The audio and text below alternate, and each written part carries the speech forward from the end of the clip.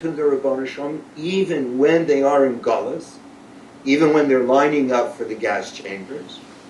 When they speak of HaKadosh Baruch Hu, these are people who, when they speak of HaKadosh Baruch Hu, even when they're lining up for gas chambers, they speak of HaKadosh Baruch Hu as Shomer. So what kind of Jew are we referring to here?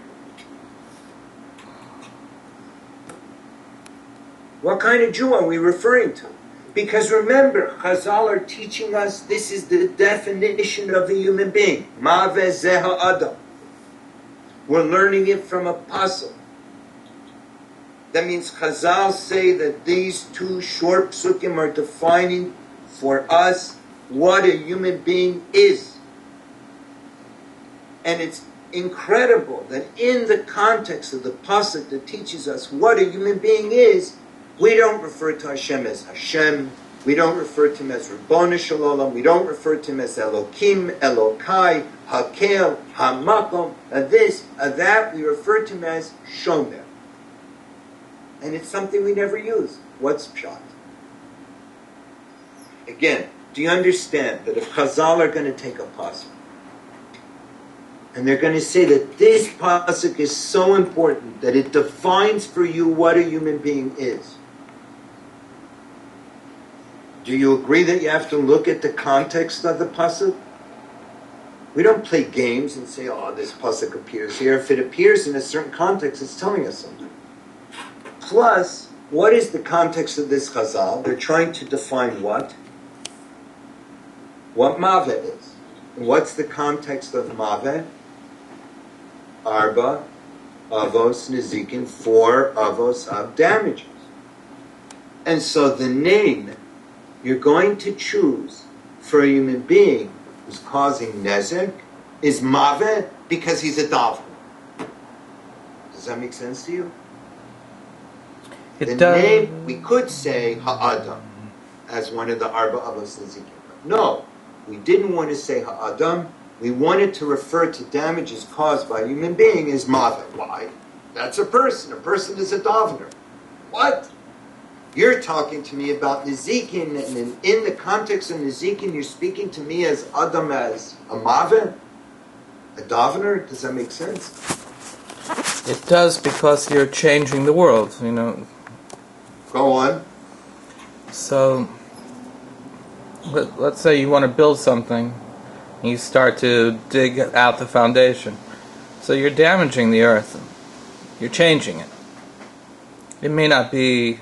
Yeah, but that's poetic. It's not definitive. Show me why the definition of an Adam as a Mavet is essential to understanding why a person causes damage. A person probably is not conscious that even when they're not davening, what they say has an effect on things. Yeah, okay, but that's a lack of awareness. What is it about the person as a Mavet that can either lead to tefillah or lead to nezek? Well, maybe it's the reverse. They don't daven enough. Harchev picha v'amalehu. They don't open their mouth enough, and that's what's damaging. Then it wouldn't be called a mav'eh, a davener. Mav'eh is the ability to repair damages, and you have to be aware that the power of your prayer. If you're not aware that your prayer is what okay. So you're agreeing with Moshe. Now, since a person is a davener, that means that a person has the power to repair. Even though Mav has nothing to do with repair, it has to do with Ratzon. Okay. I think that the Ratzon is what is going to lead you to damage or repair. Ah, now you're talking. It's not that Maveh is being defined as a davener. Maveh is defined as Ratzon. Ratzon will eat the same Ratzon that goes to your very definition, will either be expressed in tefillah or it will be expressed in damage. What is it that causes us to do something that will hurt someone else? I'm not even talking about the damage we cause to the Bria, but what is it in us that will allow us to do something that will hurt someone else? It's Ratzon. It's misdirected Ratzon. So now let's try and put you understand? That's what it is. I want your time. I'm going to rip it off. I want a world without you bothering me. I'm going to slug you. I want your field. Or I want you off that field. I'll burn it down. That's nezek. The damage that we cause is through undirected Ratzon, which is what Avera is. It's not just that you cause damage by not davening. That wouldn't explain why the definition of the nezek is the mavel. It's the be'ayu, desire. Okay, so let's review the points. You've got to get this. This is Chazal are such geniuses, and it's just a tragedy when it's missed. And all these, well, Mava is to ask. And asking is the Nefesh. Nefesh is the Ratzon. So it's all the same thing, and therefore it's the greatest tool you have to fix the world. You didn't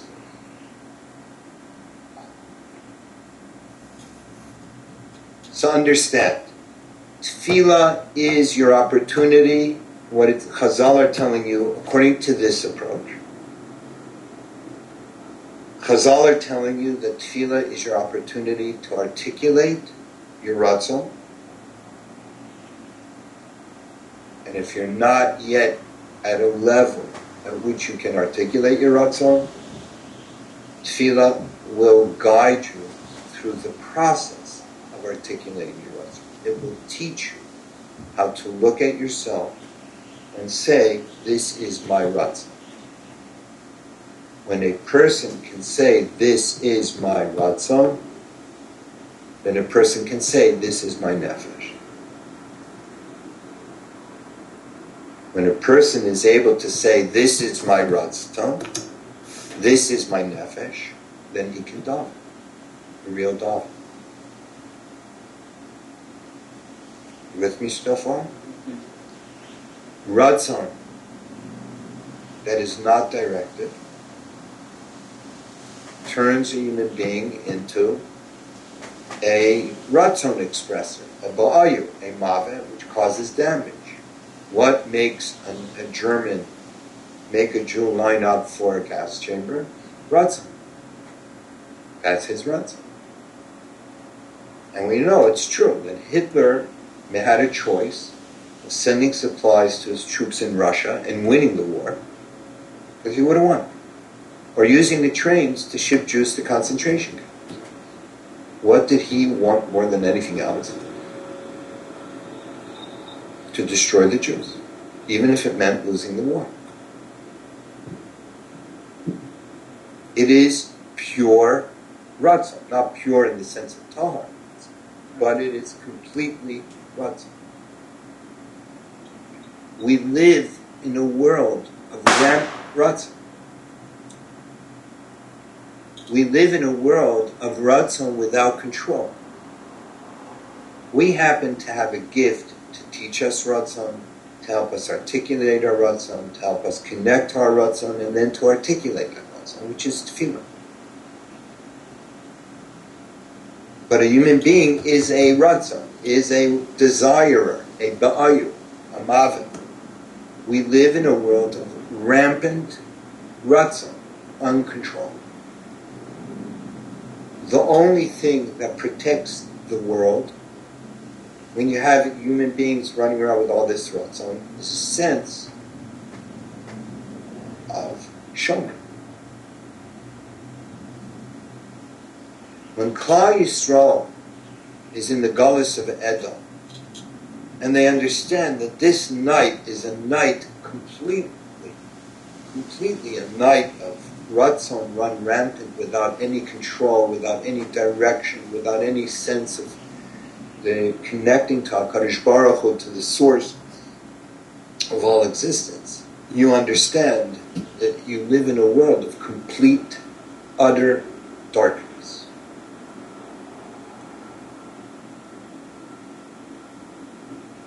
So you have the people who are dying, and you have the people who witness the darkness, who may not actually be dying, but who witness the darkness and don't understand. And that's why for Yeshayahu to give this nevuah is a burden, because it's a frightening nevuah. Listen to what he says. Elai koreni seir. Klal Yisrael will call to me from the worst part of the Galus of Edom. All of it. Shomer. Why Shomer? Because they understand that there's no way the world itself can survive the way it is without a sense of it being guarded. But what's the problem with America is it's a consumer society. Everything is to consume, consume, consume. Ratzon, Ratzon, Ratzon. What's advertising? Ratzon. You want this. You want this. Everywhere you look, you want sex. You want clothes. You want money. You want a TV. You want to do this. You want to eat this. It's constant, right? Constant saying this is your Ratzon. And advertising is to shape your Ratzon. The only way you can survive here is with a sense of HaKadosh Baruch Hu being Shomer. That's why it's part of Tach.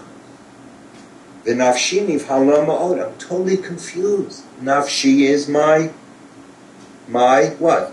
My Ratzon. Nivhala ma'od. I'm totally confused. V'atah shemad masai. The only thing that's consistent is you, and therefore, you understand. I destroy myself all the time. That's why you're saying Tachlis. So then you say to HaKadosh Baruch Hu at the end of Tachlis, Shomer Yisrael, Shomer Sheris Yisrael, V'al Yovad Yisrael, Shomer Goy Echad, Shomer Sheris Am Echad, right? Shomer Goy Kadosh, Hamishal Hashim, right? That's the Shomer. Because it's only when you recognize the Nafshi, my Ratzon, Nivhala Ma'od is totally confused. I have no way of even knowing what it is I really want. Yeah, there's a part of me that wants this, there's another part of me that wants that, there's a part of me that wants to learn, there's a part of me that wants to fool around, there's a part of me that wants to daven, and there's a part of me that wants to watch a movie, right? Nafshi Nivhala Ma'od, therefore, and this whole world is like this. The only way I can survive is with that sense of Shomer. Shom, we call out HaKadosh Baruch Hu when we're desperate. That's why you know how the minhag is that when you're saying Tehillim, that the whole Kehillah says Achenu Kobeis Yisrael Medim Batzorah Vashivya. So I always insisted that we say Shomer Yisrael first, because that's at that point you need the Shomer Yisrael.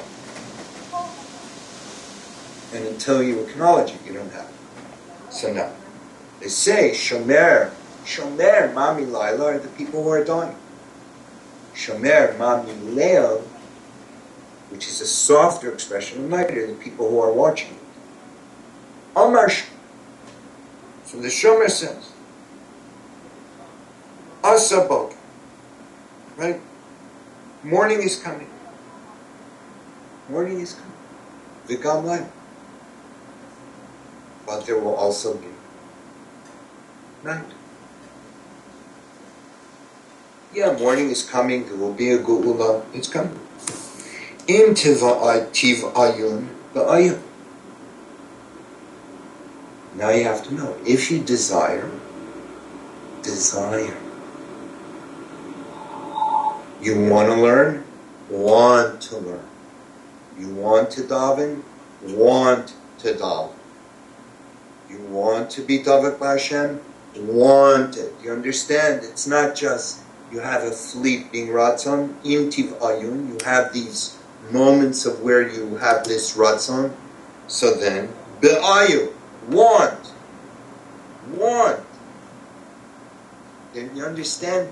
It's teaching us that the part of Avodah is wanting.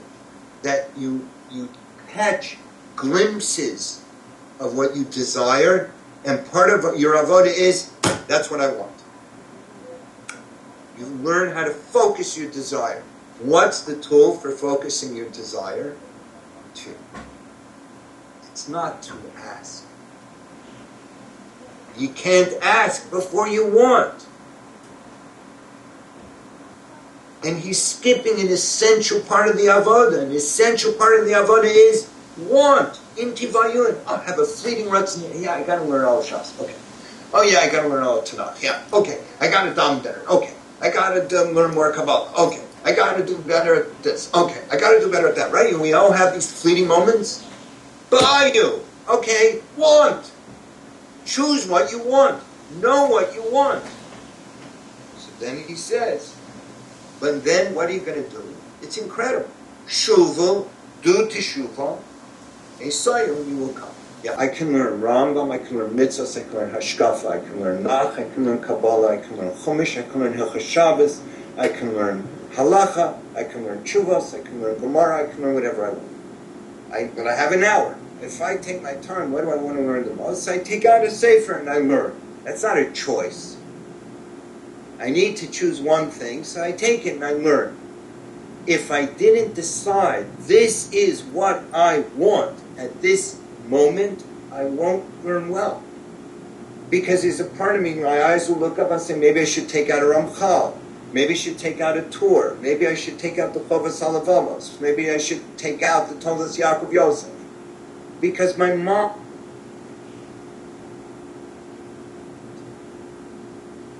If I decide I'm going to work on Hashkafa, I'm going to work on Hashkafa.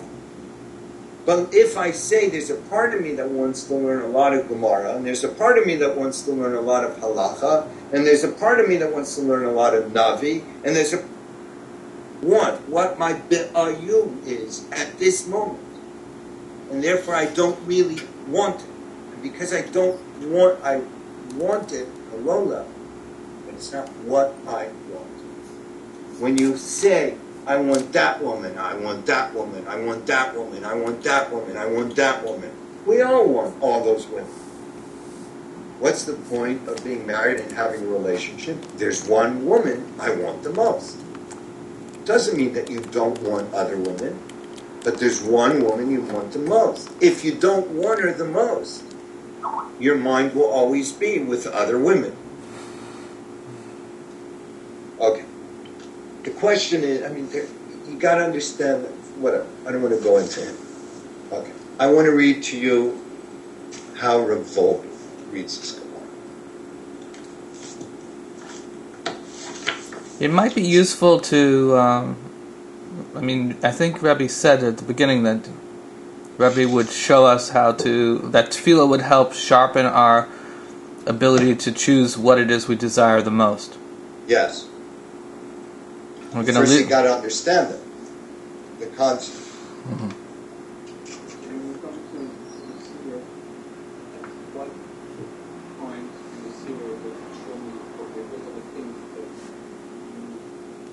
Direct your Ratzon with. Is it the Shomayr who shows you that these are different things that you can really want, and you have to choose from those? You can't start Shomayr if you don't. So the whole before is a preparation to actually really connect to what you really want. So then we can actually. Yeah. V'ahavta es Hashem Elokecha b'chol levavecha u'v'chol Nefesh, Ratzon. Nefesh. If you don't know what your Ratzon is, how are you going to love Hashem? What if your Nefesh is multifaceted? I guess it's B'chol, right? It's B'chol D'rachecha De'elu. What's the theme of Ashra?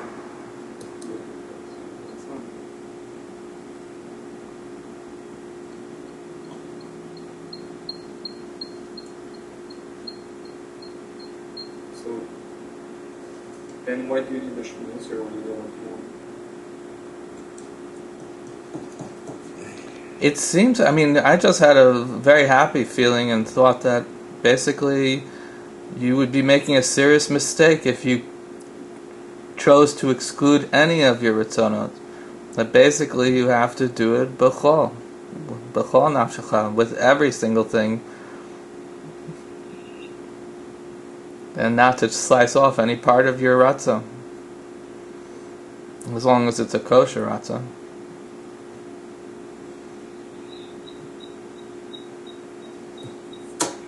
I guess I'm not getting through to them. Whatever.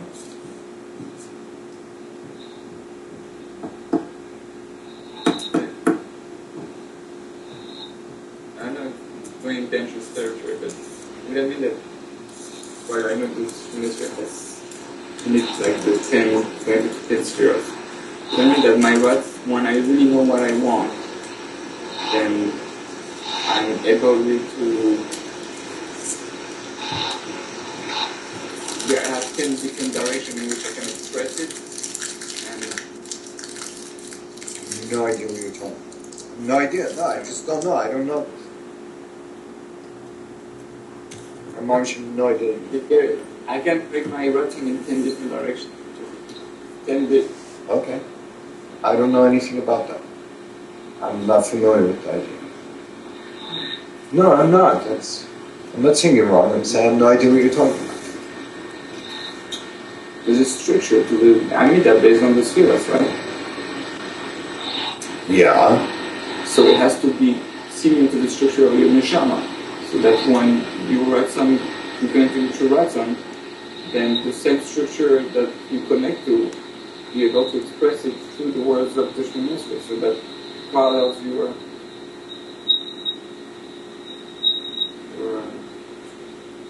no, I didn't make it. You lost. I'm sorry.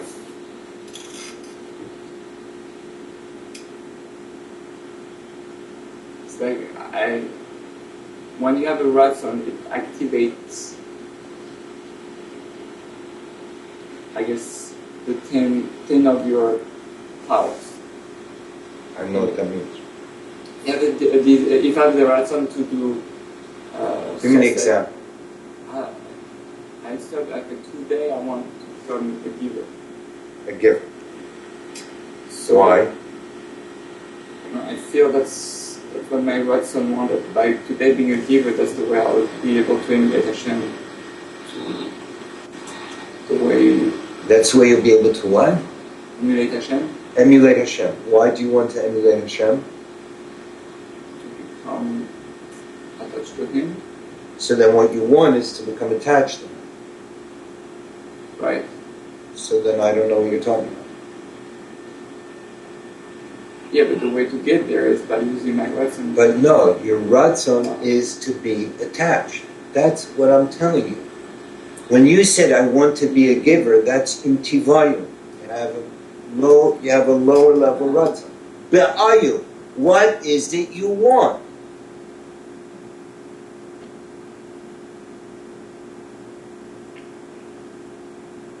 Why do you want to be davar?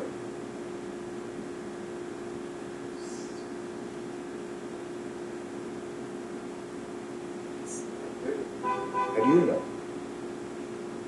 Experience. You've achieved vekas?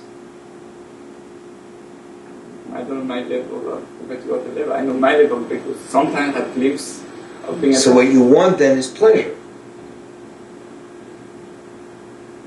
Yeah, pleasure of Hashem. No, you want pleasure. It just happens to be that the greatest pleasure is the pleasure of Hashem. Right. Okay? That's your ba'ayudah.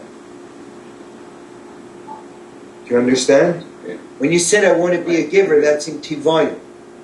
If you say, well, I want to do Bikur Chon, I want to do Achnasas Kal, I want to do Levayis Mason, I want to do Gemilas Chasadim, I want to start a Gemach, I want to do this, I want to do that, you're not even at the level of tivayim yet. You want 10 million things. You go, okay, well, you want to do Achnasas Kal, you want to do Levayis Mason, you want to do Chesed Fund, you want to do this. What is it you want? I want to be a giver. Okay, that's in tivayim. Why do you want to be a giver?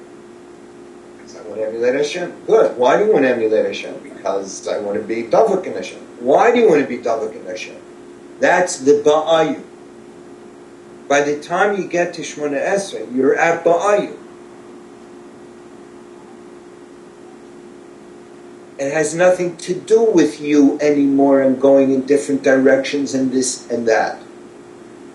It's expressing how your Ratzon affects Ge'ula, how it affects Refuah, how it interacts with Refuah, how it interacts with Ge'ula, how it interacts with Kibbutz Goliath, how it interacts with destroying evil, how it interacts with Tzaddikim, how it interacts with Yeshua.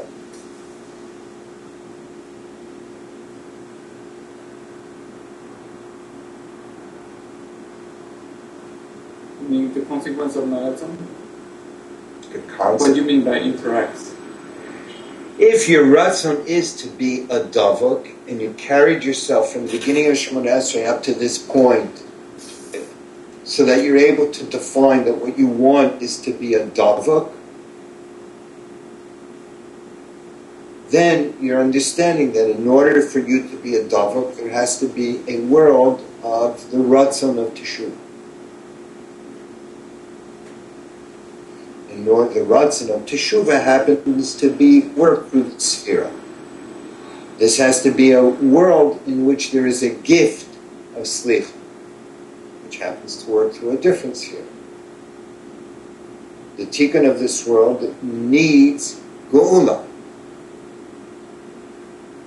which is expressed through a different sphere. That's all. But it's not that you're directing yourself in a million directions. This is all part of your process of becoming a Dava. So at the end of the day, we all end up with the same Ratzon. That's right. Because the act of tefillah is connecting to that level of Ratzon. It guides you through the process of knowing what you want.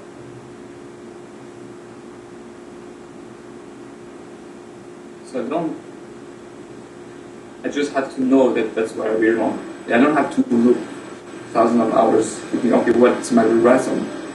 It's just to bring it out. So we all know really what's, for every individual, we all have the same ultimate Ratzon. Well, Michal, there's another thing that I think that could be helpful, which is you might be right, but it might be worthwhile to work backwards the way Rebbe just did to see what is the Ratzon behind what you want to do, and to clarify whether that's a good Ratzon or a bad Ratzon. And whether it really is your Ratzon. You can't do it because you're supposed to want that. Okay. I'm going to stop here, guys. All right.